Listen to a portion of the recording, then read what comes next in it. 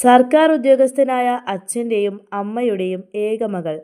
മാസം 1,50,000 രൂപ ശമ്പളം വരുന്ന ജോലി. എന്തുകൊണ്ടും സമാധാനപരമായ അന്തരീക്ഷം. ആവശ്യത്തിന് പണം, സമ്പാദ്യം, സ്വാതന്ത്ര്യത്തോടെ ജീവിക്കുവാനുള്ള അന്തരീക്ഷം.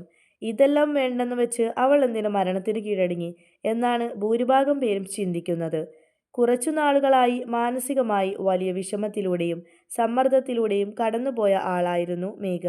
ജീവിതം ഇനി മുന്നോട്ട് കൊണ്ടുപോവാൻ കഴിയില്ലെന്ന ഉറച്ച തീരുമാനത്തിൽ അവൾ മരണത്തെ കൂട്ടുവിളിച്ചു. പത്തനംതിട്ടക്കാരിയാണ് 24 വയസ്സുള്ള മേഘ. ഗവൺമെന്റ് ITI പ്രിൻസിപ്പാൾ മധുസൂദനന്റെയും പാലക്കാട് കളക്ടറേറ്റ് ജീവനക്കാരി നിഷയുടെയും ഏക മകളാണ് മേഘ. തിരുവനന്തപുരം രാജ്യാന്തര വിമാനത്താവളത്തിലെ ഇമിഗ്രേഷൻ ഇന്റലിജൻസ് ബ്യൂറോ ഉദ്യോഗസ്ഥയായിരുന്നു മേഘ. മാസത്തിൽ കുറച്ചു ദിവസം അവധിയെടുത്ത് വീട്ടിൽ പോകുമായിരുന്നു. കഴിഞ്ഞ മാസം നാട്ടിലെ ക്ഷേത്രത്തിൽ ഉത്സവത്തിൽ പങ്കെടുക്കുവാൻ മേഘ എത്തിയിരുന്നു. അതുകഴിഞ്ഞ് ജോലിയിൽ പ്രവേശിക്കുകയും ചെയ്തു. കഴിഞ്ഞ ദിവസം നൈറ്റ് ഡ്യൂട്ടി ആയിരുന്നു. ഡ്യൂട്ടി കഴിഞ്ഞ് വിമാനത്താവളത്തിൽ നിന്ന് ഇറങ്ങിയതായിരുന്നു ഞായറാഴ്ച. മൊബൈലിൽ ആരോടോ സംസാരിച്ച് ട്രാക്കിലൂടെ നടക്കുകയായിരുന്നു. ട്രെയിൻ വരുന്നത് കണ്ട് ട്രാക്കിന് കുറുകെ തലവച്ച് കിടന്നു എന്നാണ് ലോക്കോ പൈലറ്റ് നൽകിയ മൊഴി.